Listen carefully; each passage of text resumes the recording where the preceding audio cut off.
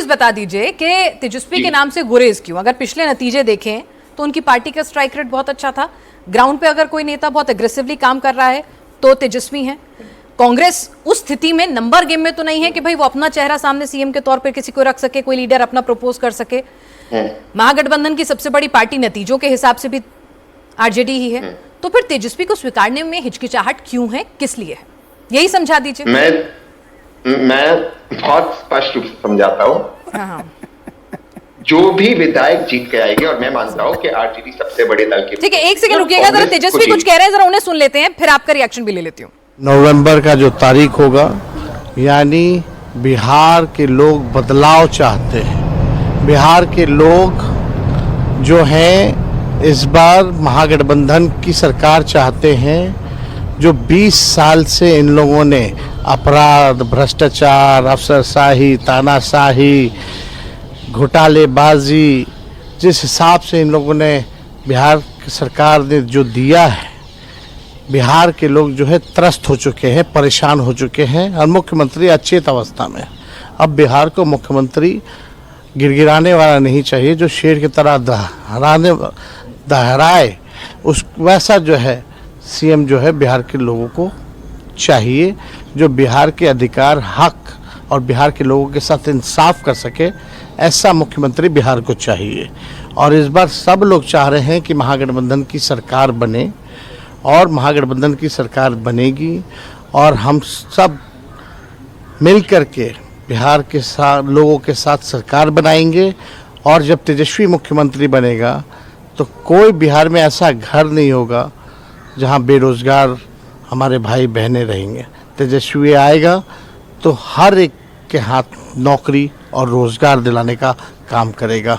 और आने वाला जो बदलाव होगा, बिहार बेरोजगारी को जड़ से ख़त्म करने का काम होगा। ये उत्सव जो है अब आज से शुरू हो गया है, और ये 14 नवंबर के रिजल्ट में ये आएगा। और बिहार के लोग इस बार तेजस्वी के साथ, हर एक बिहारी सीएम होगा। सीएम यानी चेंज मेकर बनेगा। ये हम सब लोग मिलकर के एक सुनहरा, बेहतर, विकसित बिहार बनाने का काम करेंगे। एक अंतिम सवाल, जिस तरीके से नीतीश जी आज एक के बाद एक कई योजनाओं को अगर देखा जाए एक सप्ताह से उद्घाटन कर रहे हैं, देखिए वो करने दीजिए उनको, वो अचेत अवस्था में है। उनकी हरकतों और उनके चीज़ों को हम लोगों ने देखा है। अब वो बिहार चलाने के योग्य नहीं रहेंगे। जो तेजस्वी ने कहा वही ये निकम्मी सरकार जो है, नकलची सरकार जो है, वही चीज़ कर रही है। अपना कोई विजन इन लोगों ने नहीं बताया। बिहार के लोग कह रहे हैं मोदी जी फैक्ट्री लगवाएंगे गुजरात में और विक्ट्री चाहिए बिहार में, ये हरगिज़ नहीं होगा। तो तेजस्वी की सरकार आ रही है इस बार? इस बार महागठबंधन की सरकार बनेगी, और हर एक बिहारी सीएम होगा, यानी चेंज मेकर होगा। तहसीन, आप भले ही हिचकिचा रहे हों, लेकिन तेजस्वी तो साफ बोल रहे हैं, तेजस्वी सीएम बनेगा, बिहार में बदलाव आएगा। वो उनका अधिकार है बोलना। मैं दोबारा से कह रहा हूँ, इंडिया टीवी पे कह रहा हूँ, बिल्कुल मेरी बातों को सुन। जो विधायक आएंगे, कांग्रेस के जो विधायक आएंगे, वो लेफ्ट के विधायकों के साथ अपना मुख्यमंत्री चुनेंगे। अगर आदरणीय तेजस्वी जी आरजेडी के प्रत्याशी है तो आरजेडी उनका नाम आगे रखेगी। और जो बाबा साहेब आंबेडकर का संविधान कहता है कि विधायक ही चुनते कौन मुख्यमंत्री बनेगा, एमपी चुनते कौन प्रधानमंत्री बनेगा, उसी प्रकार से, संवैधानिक प्रकार से जो महागठबंधन की इंडिया अलायंस की सरकार बनेगी, वो अपना मुख्यमंत्री चुनेगी। मुझे समझ में नहीं, उसमें कंफ्यूजन का है। कोई कंफ्यूजन नहीं, ओनली कॉन्स्टिट्यूशन।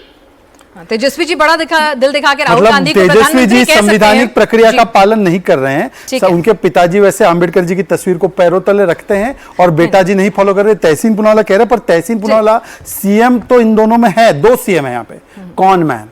एक राहुल गांधी नेशनल लेवल के कॉन मैन और एक स्टेट के कॉन मैन, और दोनों मिलके कौन कर रहे हैं। इनसे पूछे सिर्फ इतना, गिड़गिड़ाने की बात की ना, आरजेडी वाले एक बार बताइए भैया, डीएमके वालों के सामने गिड़गिड़ा है जब वो राजकुमार राजन जी हैं आरजेडी से। हाँ तो सॉरी, हाँ तो उनसे ही पूछ रहा हूं। ये आरजेडी वाले स्टालिन साहब के सामने दरी बिछा रहे थे, जिन्होंने कहा कि टॉयलेट क्लीनर होते हैं, जिन्होंने बिहार को बीडी कहा केरला कांग्रेस के। एक बार जरा बोलिए, गलत बोला?